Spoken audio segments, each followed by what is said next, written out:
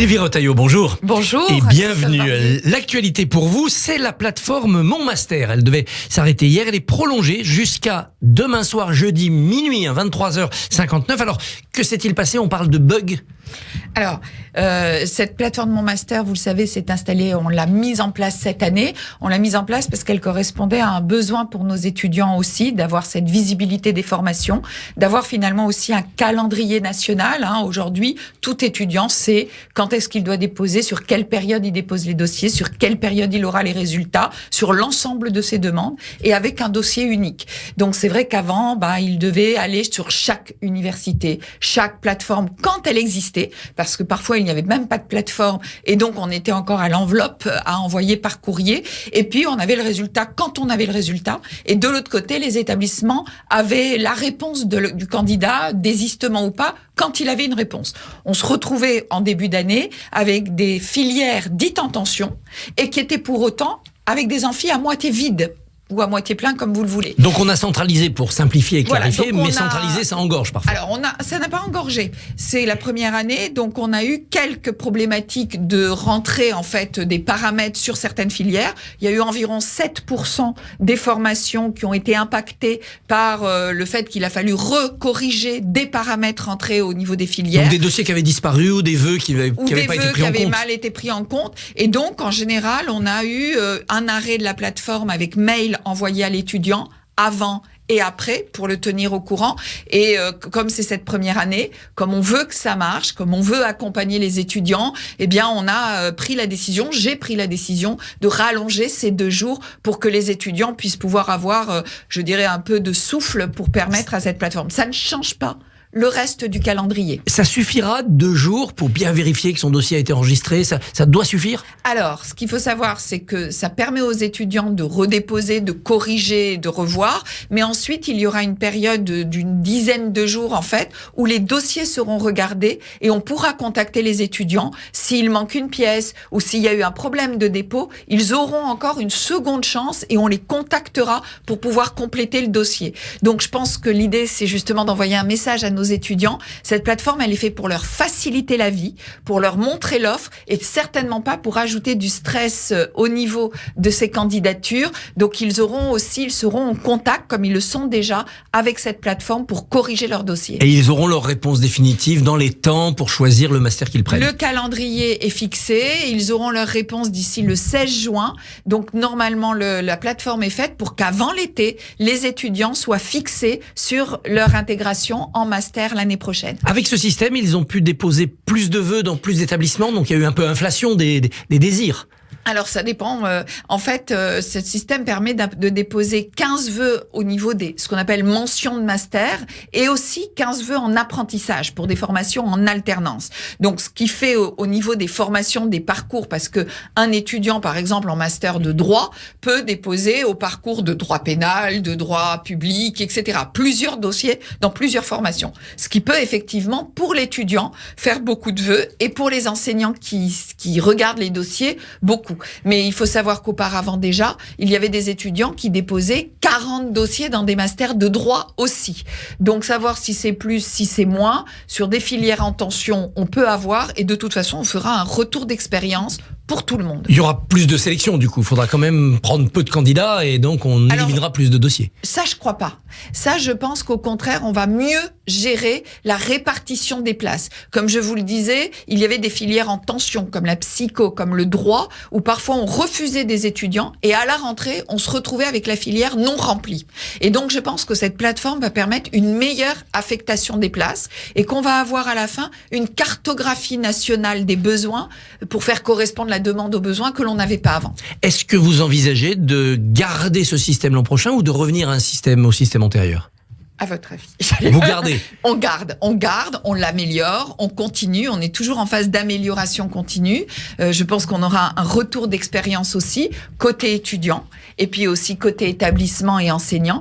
Et on va passer à une deuxième phase avec, en améliorant encore cette plateforme, mais on va garder cette plateforme qui, globalement, nous avons des bons retours au global, malgré les problèmes que l'on a eu cette première année. Et on a accompagné les étudiants et les établissements, mais on va garder cette plateforme. Avoir un master, c'est bien. Avoir un emploi qui correspond à son master, c'est mieux. Est-ce que cette pléthore de masters ne crée pas une frustration à la sortie ? Alors, merci de la question, parce que un des gros travaux que nous menons, c'est justement cette insertion professionnelle et adapter les formations. On travaille avec les établissements pour encore plus, même si ce travail est fait depuis longtemps au niveau des établissements, encore plus adapter l'offre de formation et la demande métier. Donc, on regarde l'évolution de notre offre de formation par rapport aux métiers d'avenir qui n'existent pas encore, aux métiers en tension, aux métiers en évolution, et puis avec en particulier les instituts universitaires de technologie qui forment les techniciens. On souhaite encourager des sorties aussi à Bac+3, les sorties à Bac+5, et en même temps ou en parallèle du droit à la poursuite d'études, intégrer le droit à la reprise d'études. On croit beaucoup à la notion de formation tout au long de la vie. On croit beaucoup à cette notion de reconnaissance des compétences, de validation d'acquis d'expérience, d'accompagnement de nos étudiants. On ne sort pas avec un diplôme que l'on a toute sa vie et puis c'est fini. On sort avec un diplôme, on acquiert des expériences, des compétences, et on va participer à cette évolution des carrières et aussi à ces reconversions dont on a besoin aujourd'hui et à cette formation continue tout au long de la vie avec les entreprises. Alors l'autre actualité dans votre domaine, ce sont les bourses. Alors j'ai noté 4% de revalorisation à la rentrée dernière, et puis là je vois que pour 2023, l'échelon 0 bis fait un saut de 34%. Alors de quoi parle-t-on ?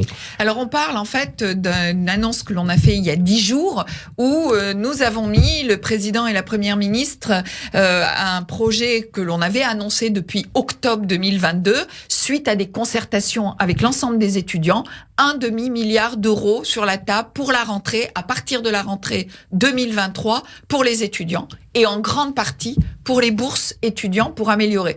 C'est effectivement une avancée que l'on n'a pas connue depuis 10 ans. Une augmentation de ce type au niveau des bourses étudiants est assez historique, n'a pas été connue depuis 10 ans. Ce qu'on a voulu faire sur les bourses, c'est élargir, c'est-à-dire recouvrir mieux, aider mieux les étudiants, puisqu'on va rentrer 35 000 nouveaux boursiers au niveau des bourses. On veut aussi, et vous l'avez dit, aider plus les étudiants avec une augmentation de tous les échelons de bourse. Au minimum, tous les échelons vont monter de 37 €, ce qui va correspondre à ces 34% pour l'échelon 0, le plus petit échelon. Mais ce qu'il faut savoir, c'est qu'on va avoir aussi des changements d'échelon pour 140 000 étudiants. Et ces 140 000, eux, vont avoir une augmentation de leur bourse entre 66 € et 127 € par mois. Alors, on vous reproche quand même de moins augmenter les bourses pour les étudiants les plus précaires, comme si vous tassiez l'échelle. Que répondez-vous ? Alors, c'est un choix puisqu'on a voulu augmenter l'échelon 7, ce sont les étudiants aux revenus les plus faibles, les augmenter du taux de l'inflation. 6,2 ? Exactement, de 6,2%. Ce qu'il faut savoir, c'est que cet échelon 7 est pratiquement au niveau du RSA.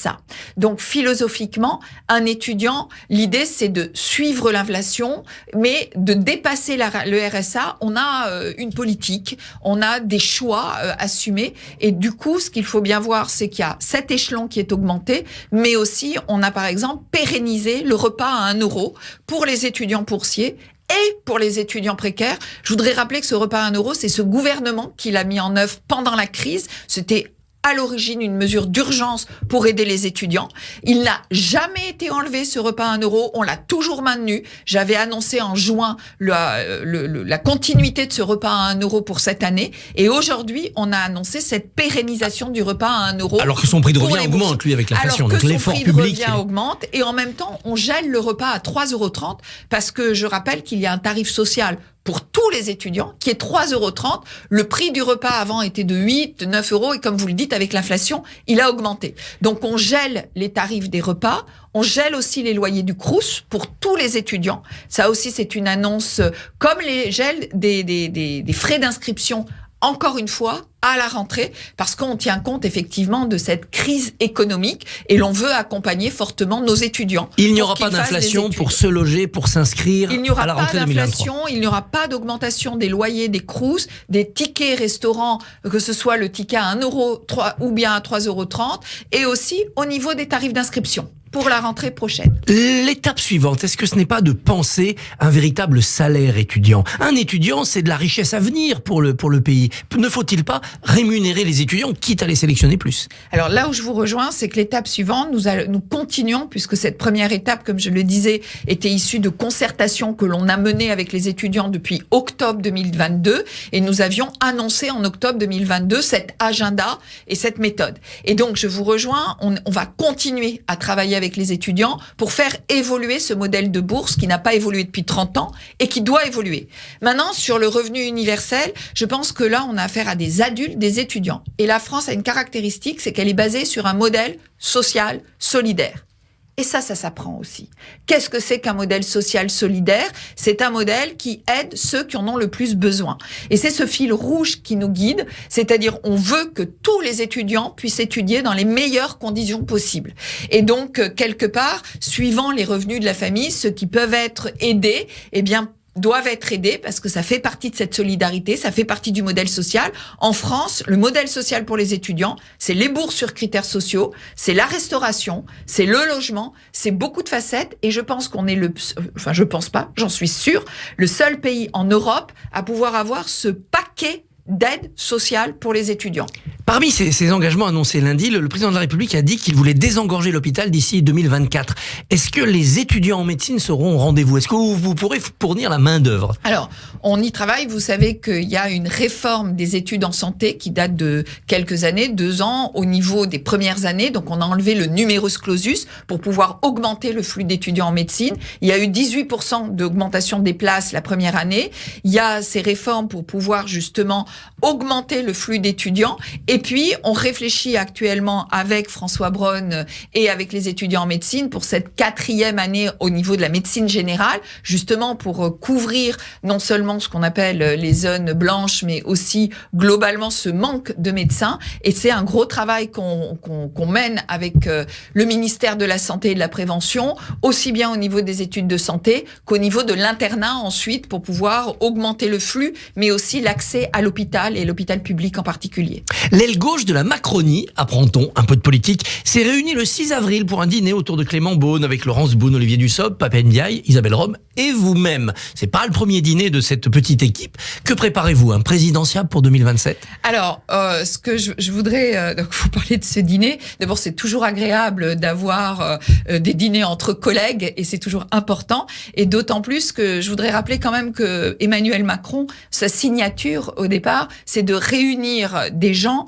quelle que soit leur étiquette politique et au-delà des clivages politiques. C'est vraiment la signature et aujourd'hui, ce gouvernement, il est à cette image qu'a porté notre président. On est d'abord une équipe au-delà de ces clivages politiques autour du projet porté par la première ministre. Mais après? Mais pour autant, et je vais vous répondre, pour autant, ce n'est pas parce que être une ministre d'abord de la société civile n'empêche pas d'avoir une sensibilité politique et quand on est citoyen, quand on est ministre de la société civile, et je voudrais y revenir, eh bien, on porte aussi des messages, une vision, qu'elle soit politique, qu'elle soit sociale. Et la vôtre est à gauche, plus à gauche que d'autres. Et donc, la mienne, elle est aussi d'une ministre de la société civile qui va participer avec sa sensibilité, avec sa vision, finalement, de la société pour pouvoir la transformer. Et je crois que quand on est dans l'enseignement supérieur et la recherche, auprès des jeunes, cette vision, je la vois pas seulement au niveau d'un dîner,